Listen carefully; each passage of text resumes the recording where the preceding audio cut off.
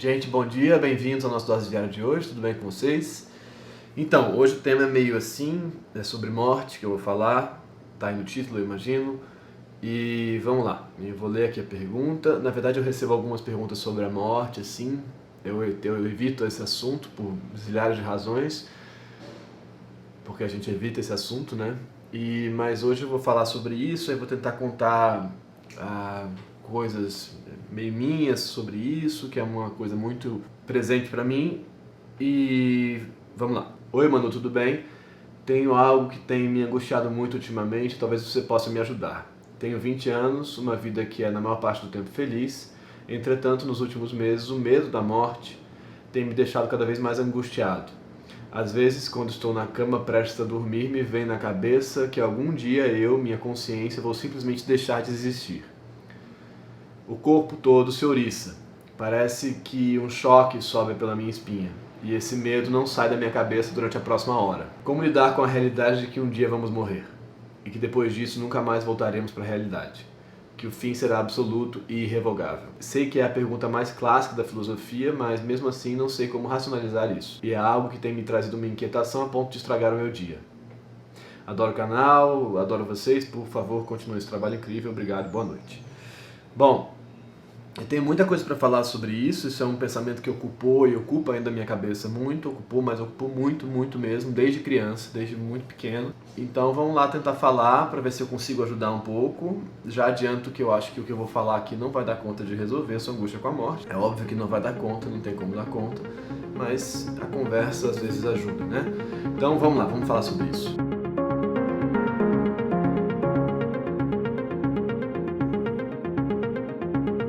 Bom, e aí então eu vou contar um pouco a minha história com esse negócio, porque é muito presente na minha vida, e depois tentar elaborar um pouco essa situação. Eu comecei a ter medo da morte, assim, muito pequeno. Eu lembro do dia que eu descobri que essa ideia de morte existia, o que eu descobri, o que eu senti, né? Já sabia da ideia de morte, eu acho, mas um dia específico eu vi meu pai chorando porque ele tinha escrito um poema para o aniversário da morte do pai dele. E aí naquele dia eu entendi que o meu pai, porque ele estava chorando em função da morte do pai dele, que eu não conheci, meu avô, e naquele dia eu entendi que o meu pai ia morrer. Eu tinha, bom, enfim, algo como 6, 7 anos, por aí. E aí, a partir daí, eu passei a todas as noites chorar muito, sozinho no quarto, porque o meu pai ia morrer, e aí rapidamente entendi que eu ia morrer também. E aquilo me apavorou, e aí virou um pensamento fixo pra mim. Eu pensava todos os dias que eu ia morrer, e nada tinha valor, nada tinha sentido, porque eu pensava, mas eu vou morrer, que adianta tudo isso? E é claro que eu conseguia brincar, viver e tal, me apaixonar, né? Mas o pensamento da morte voltava, sempre desconstruindo o sentido de tudo. Sobre isso eu já falei de um texto do Freud, claro, que chama Sobre a Transitoriedade, que ele é um ensaio rapidinho um pouco sobre essa ideia de por que o fim das coisas retira a possibilidade da beleza das coisas, né? Mas aí isso seguiu muito intenso para mim, esse pensamento de que minha própria morte existia e de que como é que era possível o mundo existir sem mim, né? Era um pouco essa impressão de que o mundo não seria possível sem a minha consciência. Isso eu acho que aparece de um jeito muito diferente para quem tem o acolhimento da noção divina, né, e para quem não tem. Eu não tinha, acho que ele também não deve ter. Eu conversava muito com os meus amigos e tal, e eles falavam, mas cara, tal, Deus, né, e eu não conseguia topar a ideia de Deus, nunca consegui. Isso seguiu para mim. Na adolescência virou uma coisa mais intensa ainda, e aí eu comecei a flertar com os limites da coisa, a fazer muitas coisas que me aproximavam da situação da morte, assim, de jeitos diferentes, o que a gente chamaria hoje de pulsão de morte. Mas aí eu então comecei a fazer coisas do tipo correr no meio dos carros na contramão, para ver se eu conseguia ser atropelado, com 16 anos, 15 anos. Subir em lugares muito altos, coisas que adolescentes fazem para testar, para ter aquela sensação de quase acontecer. E aí eu bati o carro algumas vezes, e aí comecei a me tratar nessa época, a fazer análise e tal, 15 anos mais ou menos de idade. E tinha esse pensamento muito presente na minha cabeça. Bom, isso tratando ali, tentando entender isso, não passava, e aí fui fazer filosofia muito por isso também.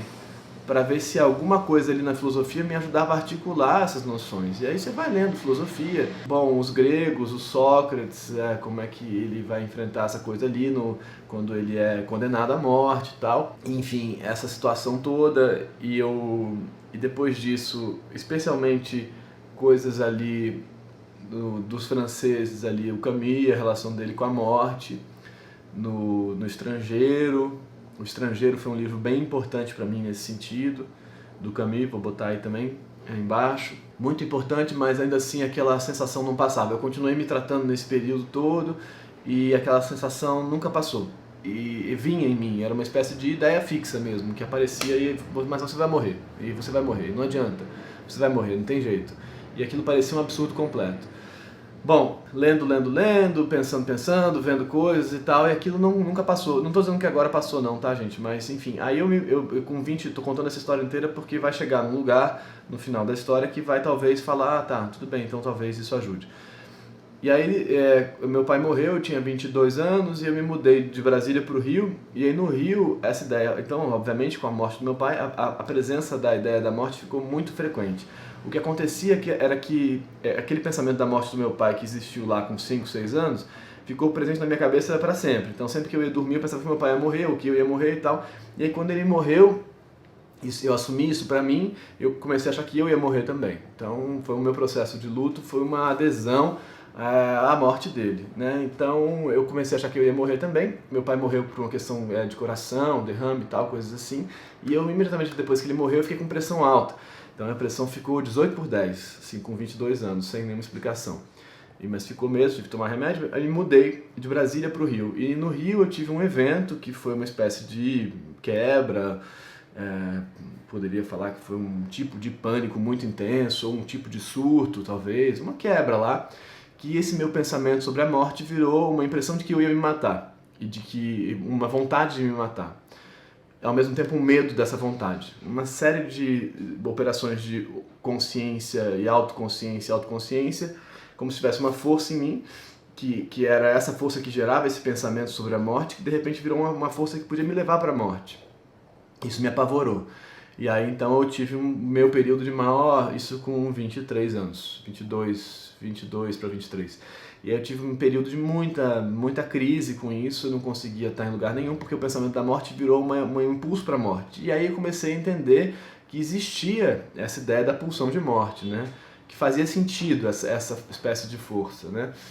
E, enfim, continuei me tratando e tal. Essa força que aparecia para mim numa espécie de medo da força também, numa espécie de força contrária em mim que tentava segurar, que era o medo, que era o meu eu tentando talvez restringir essa força, talvez fazendo uma leitura simples da história, ela foi cedendo um pouco, e aí com 30 anos eu resolvi que a gente decidiu, eu e a mãe do Martim, a Nanda, que a gente ia ter um filho, né? E aí com isso a coisa mudou um pouco de figura, mas ele tem 20, né? Estou aqui pensando, já estou nos 30 nessa história agora. Mudou um pouco de figura, mas o meu grande medo de ter filho, olha que engraçado, para parecer estranho, mas o meu grande medo de ter filho era que quando eu tivesse um filho eu estava assumindo que eu ia morrer, porque eu estava assumindo a passagem do tempo. Então era como se eu dissesse, mas ter um filho implica que eu estou assumindo que eu vou morrer. E eu tinha a impressão estranha de que se eu não tivesse, eu estava impedindo isso de acontecer, o tempo de passar. Então eu estava sustentando o tempo para trás, com uma rédea, né? Então aquilo foi muito angustiante para mim, mas aí trata, pensa e fala, vamos lá, não vou deixar de ter um filho por isso.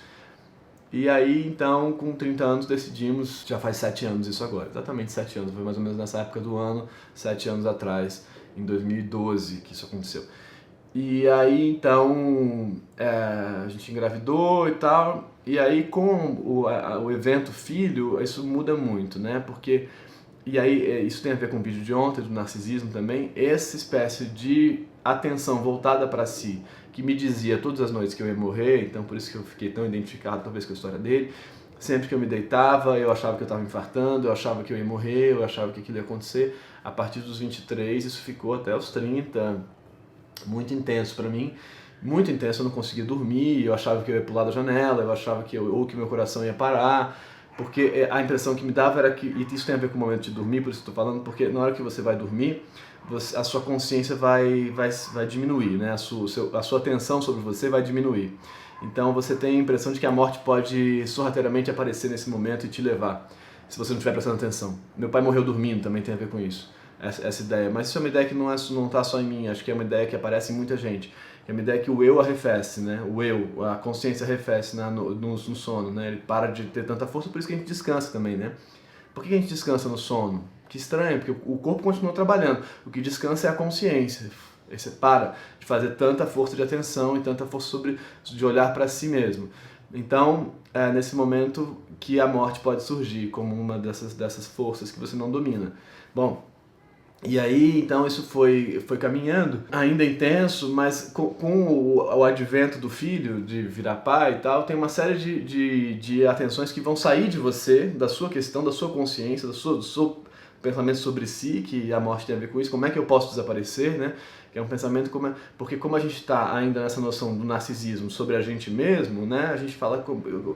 Eu tenho que existir, né? Tudo que eu sei é sobre mim, tudo que eu sei é da minha existência, eu tenho que me conservar, eu tenho que continuar existindo. Essa é talvez a pulsão de autoconservação nesse sentido, o impulso de estar aqui, de continuar aqui. Bom, e aí com o filho isso se desvia um pouco, você organiza a sua energia para fora de si um pouco. Para um espelhamento de você, claro, né? Porque o filho é um espelhamento de você. Às vezes mais intenso o espelhamento, às vezes mais leve o espelhamento, mas ele é um espelhamento de você. Então, isso vai se diluindo, isso foi muito importante para mim, para isso abaixar essa energia voltada para mim, mas não que eu tenha parado de pensar sobre isso. Nos últimos anos, agora eu estou com 37, então são os últimos 7 anos. Nos últimos anos, continuei me tratando, então, resumindo a história toda, tem que se tratar na vida para você conseguir lidar com essas sensações. Tem que se tratar mesmo, não tem jeito, eu acho. E aí, nos últimos anos, comecei a realmente... ter mais contato com o campo teórico da psicanálise nesse sentido e entender essas coisas, dessas pulsões que aconteciam em mim e entender, mais do que no campo da filosofia, a ideia da morte, essas energias que se davam em mim, ou pelo menos conseguir interpretá-las de alguma maneira. Isso é uma coisa que foi muito importante para mim. E a relação com o filho também, e outra coisa, bom, o campo amoroso também, uma certa calma, tudo isso vai indo junto, né? Mas uma coisa que foi importante, eu tenho que dizer isso, eu acho que é muito importante, é o processo de meditação. É engraçado. Eu comecei a meditar, deve ter uns 2 anos aí, mais ou menos. E aí não importa qual meditação, eu acho, se você vai fazer mindfulness, se você vai fazer zazen, se você vai fazer meditação transcendental, acho que importa menos. Mas esse processo de se aproximar de uma certa negatividade, da ideia do princípio de nirvana, né, de um certo apagamento, tem uma certa parecência com a morte, né? Com um rebaixamento dessa vibração. Essa vibração tensional é definida pelo Freud como desprazer, né? Quando Freud define prazer e desprazer, lá não só ele, mas a ideia da intensidade da vibração é o desprazer. E o prazer, ao contrário do que a gente pode intuir, na cabeça dele lá e de mais uma galera, tem a ver com um relaxamento, com um abaixamento das tensões, que tem tudo a ver com o princípio de nirvana, com parar, que tem tudo a ver com a morte, né? Então, nesse sentido, o prazer encaminha também como ideia para a morte, para o zero, para o nirvana, para o gozo, que em francês é pequena morte, né? O gozo, um rebaixamento disso. Então, para se preparar para isso, para conseguir lidar com isso, a meditação faz muita diferença, de um certo apaziguar-se com esse rebaixamento. E aí isso pode vir acompanhado de noções de fé, de crença, de narrativa religiosa ou não. Para mim não vem, para mim não tem uma ideia de que eu faço parte de um universo, de uma coisa quântica ou qualquer coisa dessa, não tem isso. Para mim é só uma energia que se rebaixa um pouco e a prática disso vai me aproximando com menos pavor desse rebaixamento. Concretamente falando, eu tenho agora... ainda é absurda para mim a ideia da morte, mas eu tenho menos tensão em relação a essa experiência do rebaixamento da consciência, do rebaixamento desse processo de estar aqui olhando para mim e tal, do ideal do eu, como a gente falou, essa espécie de voz que olha para você mesmo, que te dá conta de você, que te dá notícia de você. Então ela rebaixa um pouco, não que ela pare de existir, mas ela rebaixa um pouco. E aí com esse rebaixamento, com essa espécie de familiarização com esse rebaixamento dessa energia, você vai se apavorando menos com a impressão do rebaixamento da sua consciência, como se fosse uma espécie de preparação para a morte. Nesse sentido, viver é se preparar para a morte, né, também, né? Então, nesse sentido, a meditação é uma espécie de processo de apaziguar-se com a sua insignificância, com a ideia de que o desaparecimento de você mesmo não muda nada, né? Então, aceitar isso é um processo de rebaixamento do narcisismo, de rebaixamento dessa consciência de si. E não que a gente, muito embora na autoescrita o investimento seja para poder olhar para si, ele é também para poder olhar para si com calma, né? Então, isso é uma questão importante lá, que às vezes fica confuso para as pessoas. Se perceber é diferente de investir em você, né? Se perceber é um pouco diferente de dar conta da tua existência, do teu estado, é diferente de fazer um investimento em você, um investimento de energia em você, diferente.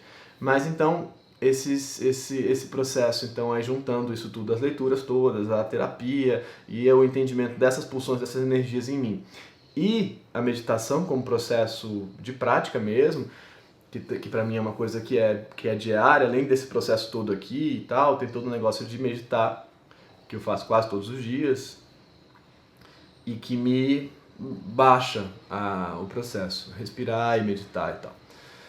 Enfim, era isso. Tem muitas coisas para falar sobre isso ainda, mas tem uma ideia, uma frase que eu achava muito bonita, sobre a morte, tem um texto, enfim, mas que é: tudo bem eu morrer, desde que o mundo acabe junto comigo. Essa ideia de que a tua consciência é tão, tão, tão importante, de que se você morrer o mundo tem que acabar também, porque não é possível que ele continue sem você.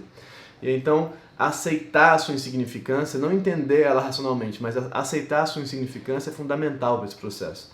Aceitar mesmo. Aceitar e processar isso, metabolizar essa ideia mesmo. Assimilar esse negócio de que você não é tão importante, você só é importante para você. E aí esse processo é delicado, mas é bonito também, eu acho. Bom, espero ter ajudado.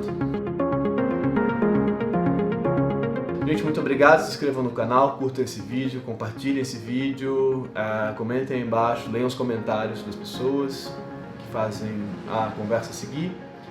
E me inscrevam, mandem perguntas por aqui por baixo ou pelo direct do Instagram, se você não quiser que as pessoas leiam, só pra mim, enfim, nesse sentido. E a gente continua amanhã com mais uma questão. Amanhã eu tô de volta ao meu cenário normal. Tá bom? Tchau, gente. Obrigado, até já.